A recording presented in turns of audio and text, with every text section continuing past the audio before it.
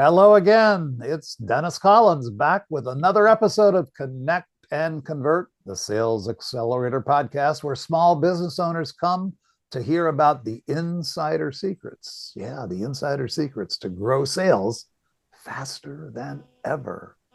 Hey, Leah Bumphrey, my partner in crime. Hello, Dennis.Collins. How about a belated Thanksgiving, a happy Thanksgiving wish to you and all your Canadian countrymen? We're recording this in the same week that Canada celebrated Thanksgiving. We're coming up here in the US in a couple of weeks. How did your day go? I hope it It, was very pleasant. it was fantastic. I know Thanksgiving's not really religious, but my dressing and my gravy were. They were really a religious experience, I have to tell you. I'm well known A for that. religious experience. Yeah, yeah. It Okay, just, now you've triggered me now because you just hit on some of my favorite foods. How do I get to taste that, to experience that religion? we're going to have to figure this out. We're going to have to figure this out because I I'll tell you can what, make it not on Thanksgiving.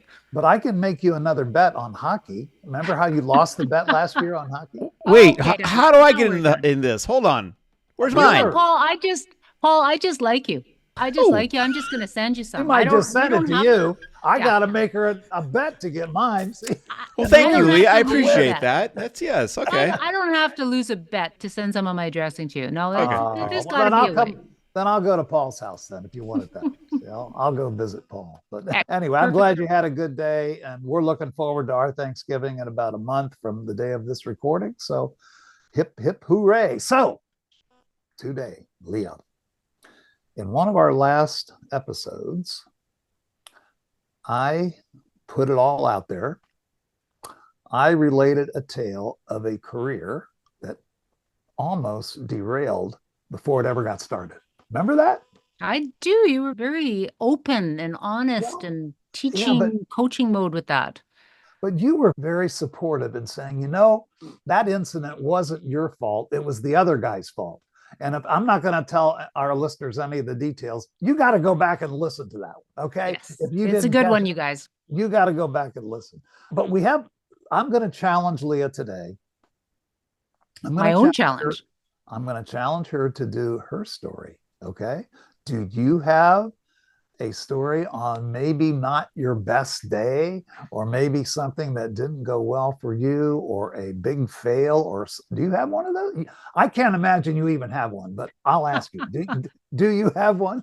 Oh, this is why I love working with you, Dennis, because you always make me feel so good about all the stuff that I can just have a ticker tape going through my mind of all those things that I should have done better. But when we were talking about it, and it's not a total surprise to me that you were going to ask, but I did give it some thought because there's some neat stuff that I think would really help our small business owners and Yeah. our sales pros.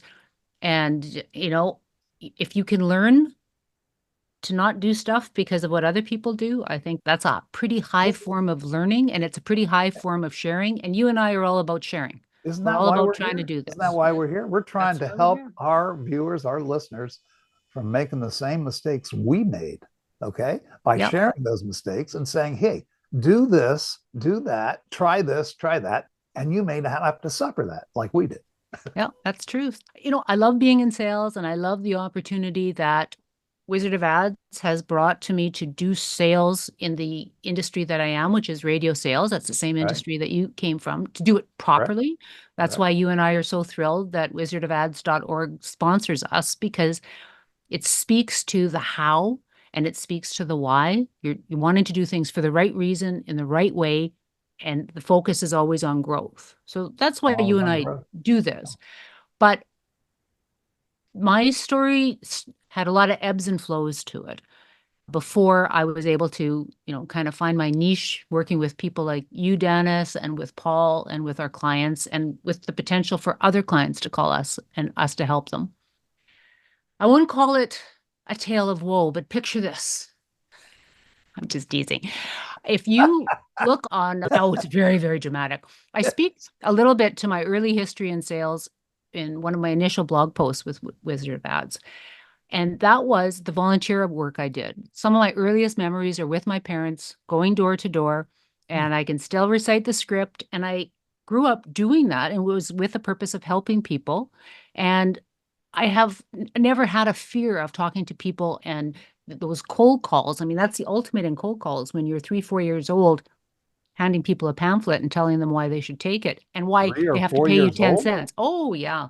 It was I thought I started early. well, Jeez. and technically, if you were talking to my parents, they would say it's not sales, but really, there's a lot of the same skill set. Of course. Both my parents came from backgrounds where they were, and we've talked a little bit about it, where they have great sales skills. So I was Right. blessed with that. When my dad seriously got into sales as a career, I would have been in my early teens, and he knew I was a huge reader. So he handed me books like Napoleon Hill's Think and Grow Rich. He handed me the Dale Carnegie, and he said, Leah, read this. I think this is good. I think this is good. And it really got Good my, dad. yeah, What a it, good it dad, huh? really was. Really got my mind thinking, really got me realizing the opportunity that was there. All of this, I ended up, like a lot of people in their late teens, early 20s, lots of stuff going on. Going to university, pursuing an actual career wasn't really something that I was able to do at that time. But you'll get a kick out of this. I actually spent very small stint, about 15 minutes in a telemarketing room. Oh, really? I was hired for, and I mean, minimum wage back then would have been about $3 an hour in Saskatchewan. And I was hired at Boy. 18 bucks plus commission. And I sat in this room with about, oh, I don't know, probably 20 other people. And that building is now gone. It was in downtown Saskatoon. And I walked out after 15 minutes because I went, this is not me. I can't follow this script and do this. But I was hired.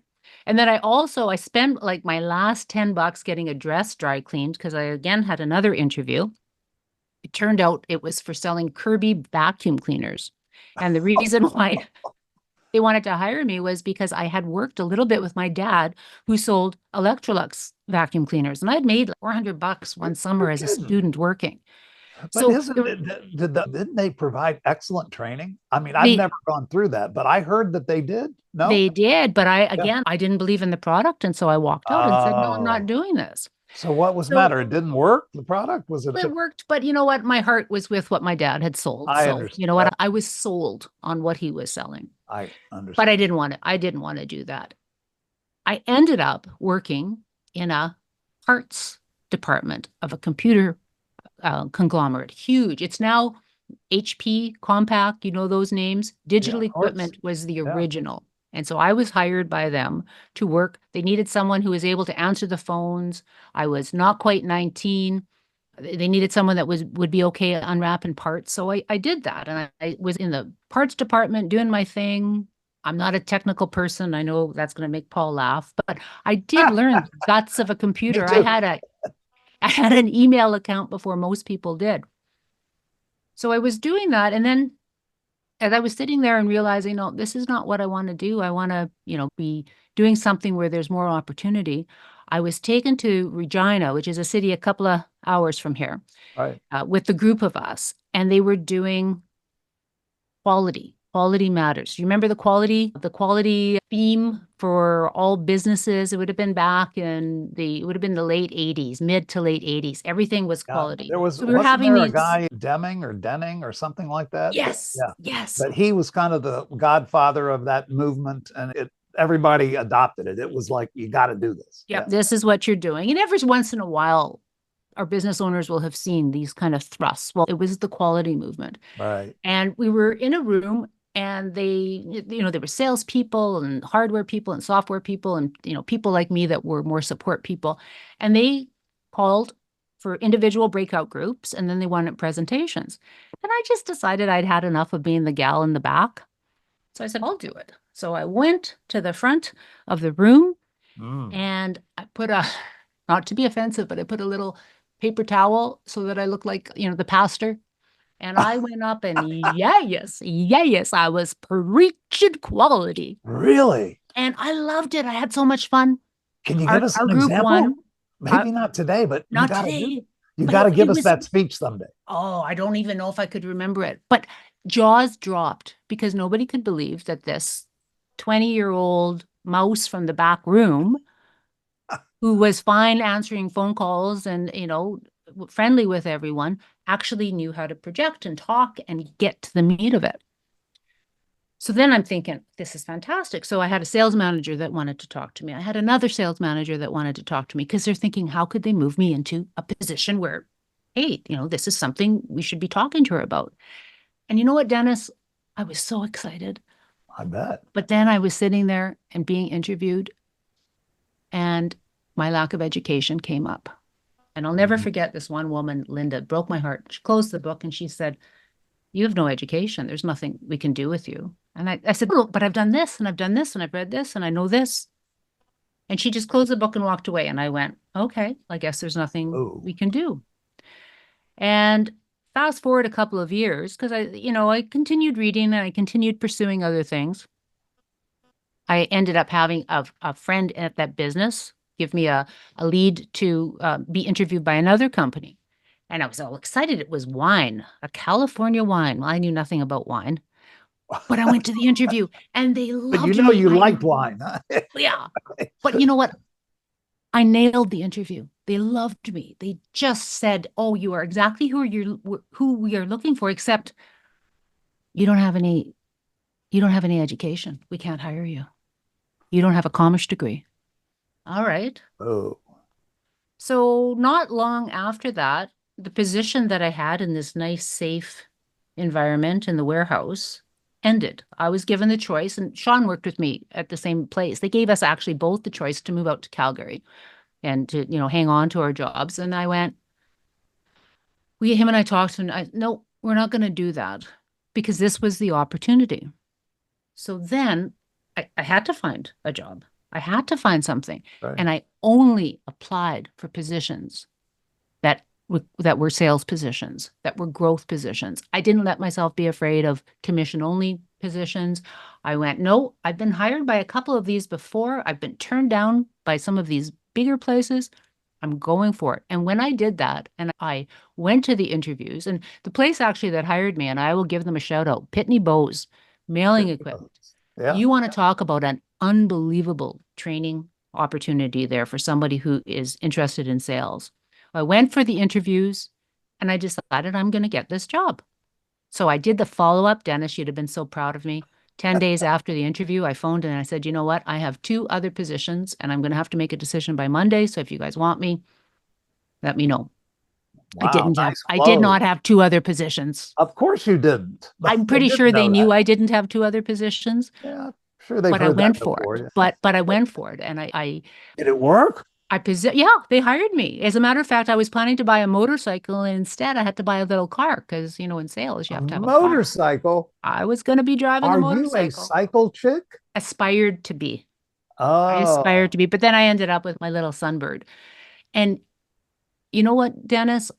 It was exactly the perfect thing that I got this position. They looked around the room when we were in our initial training day. There were 6 of us. And they said, there's going to be 2 of you standing in 4 months. And I went, it's going to be me. It's going to be me. And it was a numbers game, and it was hard slugging and tons to learn. At the end of my career, I had gone as high as I could. The next step was going to be sales manager. They weren't going to interview me to become the sales manager. And I demanded an interview. And actually, the guy that interviewed me out of Winnipeg ended up interviewing me while I was sitting in my car because he realized that I was pushing. You have to interview me. He ended up hiring a buddy of his. You'll be happy to know it didn't work out for him. But that meant karma. That meant it meant that I had to move on from Pitney Bowes. So I was going to another position, and it carried on from there. But you know what? When I made the decision, no, I'm going to do this, when I was forced to make the decision to go into sales, that's when it happened. Then I started thinking, okay, just because I was forced, what about goal setting? What about where it comes from inside of me? What about my own intuition? Because I knew I didn't belong in a warehouse, but it was safe and it was right. And I look back on that, and I even think about other opportunities, even within media where I ended up working. When I did not listen to that voice inside of me that told me it was the right thing to do. I'll give you this example. One of my first sales managers, after a year of just killing it on the sales floor, every month I had exceeded, now not exceeded in dollars, but you know how you track percentages. I was killing the You percentage mean of my like budget. closing percentages? Yeah, absolutely. So after the second, it was the second month of being there, You I were actually the was top. getting, yeah, I Yeah. was percentage wise, I was killing it. Third month again, fourth month again.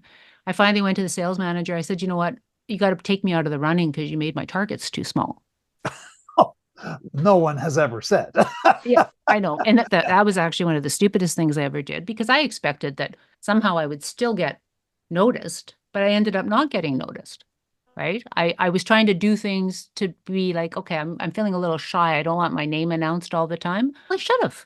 I should have been excited about it. Why not? Hey, I get it. There's points in my life where I felt that same way. I overcame that though. Oh, yes. The other thing, you'll get a kick out of this as a former radio guy. After about a year, I went and I said, you know what? Where I was working for Pitney Bowes, I was putting together deals that were like in the tens of thousands of dollars and the hundreds of thousands of dollars. We're talking huge pieces of equipment. And I said, I'm not used to these little deals. Because really, you're looking at that time, we were not following a structure where it would be longer terms, you know, $1,000 sale or a $2,000 sale. I'd go home and tell Sean, and he would say, is that good? That's a lot less than what you used to sell. Yeah. But I was told, yeah, no, you're thinking wrong. You don't put big deals together. Well, my intuition said, why can't you? And I followed it. Yes. Again. When I followed what I felt to be true, and that's not based on just because I'm so smart, but the things that I have read, the people that I've talked to, even with writing weekly reports, when I didn't follow, doing it the way Leah writes, when I'm trying to write the way someone else would do it, it doesn't work for me. And anytime I've had a stall in my career or had a moment where, okay, this isn't working, it's because I forgot to tune in to who I really am and what my long-term goal is and the people around me that I support. Like right now, if I was looking at doing something different, you know, Dennis, how many times have I called you for advice or Paul for advice or the myriad of other people that we have in our lives that really know this stuff? So I know I'm going to do it again. I know I will fail to listen to that voice inside of my head.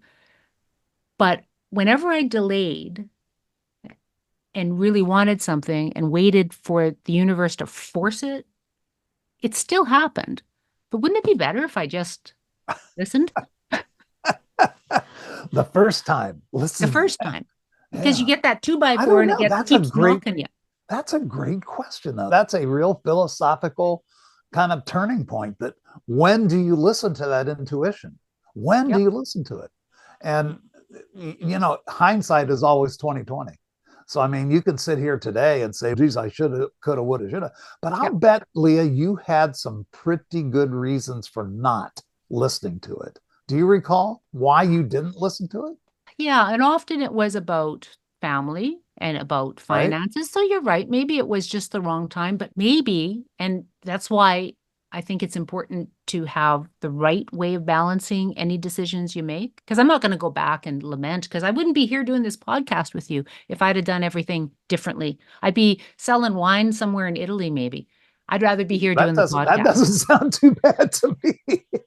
We would have met there, right? Hey, no doubt, in some vineyard, half drunk. I love it. And I wouldn't say half. Anyway. Yeah, okay, yeah, half. But I do reflect on the fact that even talking about not going to university, I was talking with one of my sisters once, and university was not something that was promulgated by our parents. There was a financial issue, and you can get a little pooky about the fact that, okay, I wasn't supported in doing this. Yet, as my sister said, you know what? There are people that do it anyway. There are people in the world that I know who just did it anyway. Why was that not in my head? And as you said, you can argue that, okay, there's reasons why, and you know what, you end up where you are, and that's your new starting point. But I really challenge our listeners to think about why you're not doing something. If you're looking at hiring someone new for your business, is it because you're unsure of being able to pay them, or is it because of another reason? If you're looking at growing your business or changing your business, really understand why you are making the decision and that there are options. Because most of the time in my life when I went, I can't, that's something I absolutely can't. And then it changed and I could. It was like a weight coming off of your shoulder. But what I changed? could. I could. Can we pause on that? I love that. Okay, so you said when it changed, what changed it, or how, I think it would be informative for us to know who are listening to this magnificent story. What is it? What's the process of changing that? How does that happen? Is it organic, or is it something you decide on, or how does that work?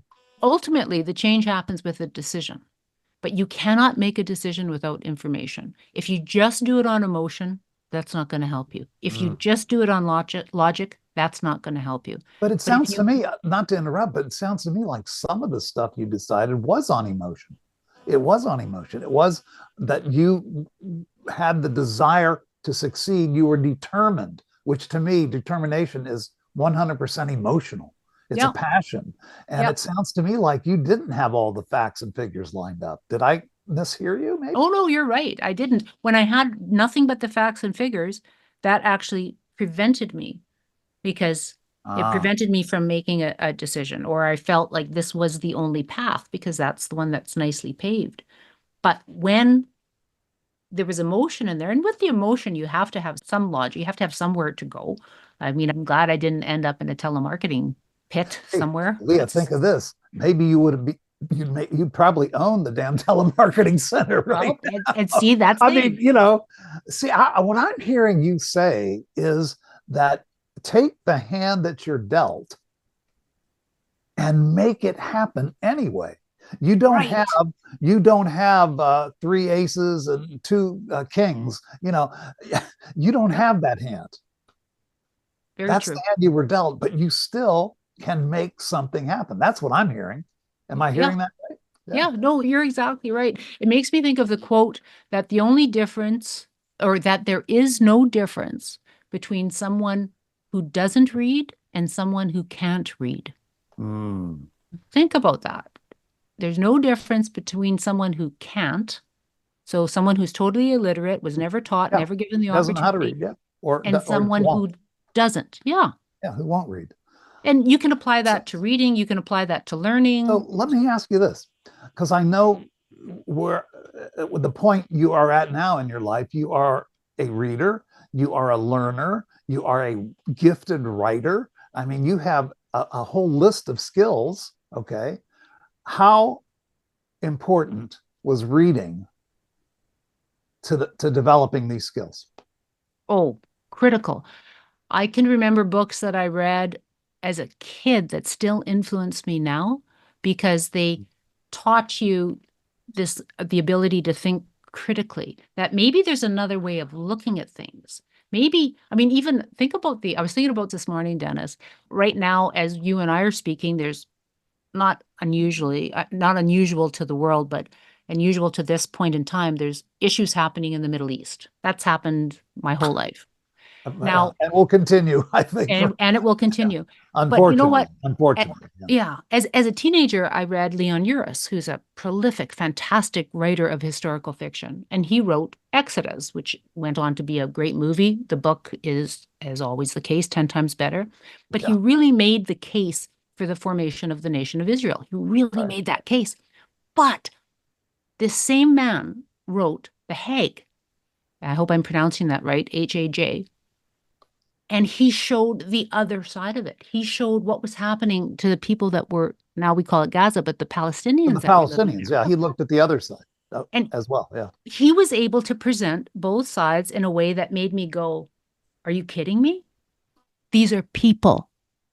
If I wouldn't have read those books and reread them, I might gravitate solely towards this or solely towards that, instead of realizing we are all people. So it opened your mind. It opened your mind. Yeah. So, I'm not sure who said this, but I'll paraphrase what I think it says, that the true mark of a really intelligent person is that person who can not only speak and defend their position, but can speak and defend the position of their opponent. Yeah. Is that what you're saying? That this man understood both sides and articulated them equally as well, from what That's I hear right. you saying. Yeah. And by reading all kinds of things, it gives us the opportunity to hold a thought in our mind. And that's Yes. what we try and do with our podcast, Dennis. We're talking about thoughts and ideals and Ideas, yeah. possibilities and stories, because stories are all the basis. And yes, we also Stories. have science and facts and information, but it's that combination and taking the time out to ponder them, to let them float around in our heads a little bit. It makes all the difference to Oh. what's possible. And in business, there are things that are possible and good things. Let me harp on what you just said. Please repeat what you just said. The last line is the billboard. That's the billboard for today's session. That possibilities are there, and they're good possibilities in business if we allow ourselves the time to see them. And I want you to give me a billboard statement on determination. These stories were, within these stories, there was several common factors, but one that I heard was determination. Give me a billboard for our business owners. What's your billboard about determination? If you know it, if you sense it, if you smell it, you can do it. I like that. So if you feel it, yeah. If you feel a lot of times we already know, and we're looking for someone else to do it. That doesn't work. You can't do anything for me, Dennis, but man, you can do stuff with me, which is why we have this fantastic opportunity to talk to so many people and make a difference. This has been a great story, man. We could probably go on for hours on this, couldn't we? I love how you wove it. You wove it beautifully. Kind of your origin story and how you got started and to where you ended up, and the role that certain factors played in where you sit right now. And it had nothing to do with education. I kid about it, but how many people waste their so-called education? They don't end up anywhere near the field that they were trained allegedly to do. And the relationship between what they're doing today and how they got educated, there's no relationship there. And come on. I mean, that as a knockout factor for you, of course, was a big mistake. Luckily, there were people who said, I see something. I see something. Yep. Now, this brings us to, we love the opportunity that we give our listeners to ask us specific questions. Part of what we want to do is also have them inquire about our 60-minute discovery call. That's when you and I get into it, and we have a Zoom call where we're able to talk about broader questions. Please, our email addresses, Leah Bumphrey at wizardofads.com, Dennis.Collins at wizardofads.com. Call us about that. But we did have one question that we can share with everybody. So I like throwing these to you, Dennis. I know you do. And ask us anything. Yeah. Don't ask us anything. Maybe we have to have some boundaries on that. Oh, yeah, there's a few boundaries in there. Yeah, okay. Okay, this one is a good one. There are so many YouTube gurus out there. Why should I call you guys? There are so many YouTube gurus out there. Why should they call Leah and Dennis, right? That's right. That's a good question. I have a thought on that. Tell me your yours. My thought is... You want mine first? Or I want yours first. I've been talking a lot. Mine first. My impression is that anybody who has a camera and a computer can put anything they so desire on a YouTube channel. I mean, just go on YouTube today, if you haven't recently, and look at what's on there. Okay? I don't care what your topic, I don't care what you're interested in, what you want to learn how to do, it's on YouTube, right? Yep. But here's the deal. How can somebody on YouTube write you a prescription, i.e. give you a script, okay, a doctor would do, without hearing your story? I'm not casting a shadow on any of the people who are on YouTube. Some of them are very good, but what the heck, Leah? What we do is custom. We sit and listen. In fact, before we even take an assignment for a client, we do a very deep dive in person with the owners, the key people, and we listen and we write a report. I call it a prescription. We write a prescription, say, okay, here's what we think the illnesses are. We've identified 5 or 6 different problems. Here's our solution. So we're not a YouTube channel. We actually come into your world, live in your world for a few days, figure out what's going on in your world, and feed it back to you with our solutions. Do the YouTube channels do that? I love it. I love it. And you know what? We're on YouTube. Yeah, and I have no problem with YouTube. Yeah. I just would say this to you: if that's your source if that's your only source of information for, if you need to know how to fix a bicycle or fix your plumbing or something, great. Okay, but we're talking about transformational training here. What we do is transformational training. It's not transactional. It's not, okay, put the screw in this hole and tighten it 3 times. No, we're doing transformational training, skill building. You are not going to build skills watching a YouTube video. Sorry. No, you're right. And the only thing I would add to what you're saying, Dennis, is when people are listening to us, they're either feeling a connection, what we're saying resonates with them or not. Or it doesn't. It's the beginning. This we're doing because we love what we do. And answering sometimes this we kind actually, of questions. well, sometimes we actually walk away when we don't believe the engagement is going to serve both of us. Okay. It has to be a 2-way street for me. I will not take on any engagement that I don't believe where I can help. And if I don't feel that I'm a good fit, I'll turn it over to somebody else. I will in a heartbeat, because that's going to end in disaster for both of us. So before we say goodbye to everybody, the challenge is, if you have one of those moments in the next week where you're going, I'm tempted, I think I should, I don't know why, give yourself a chance to look at the logic and the emotion behind why you're leaning one way or the other. It's going to give you some valuable insights into what you should do. What a great story. Thank you for being so vulnerable with us, for telling us your pathway. I can learn from your pathway. I already have, and I think our listeners and viewers can too. So kudos to you, Leah, for sharing. I appreciate you. I appreciate your sharing. And I welcome all of our viewers, our listeners, to join us every week. Yes, every week we have a new episode of Connect and Convert. That's all for today. See you next time.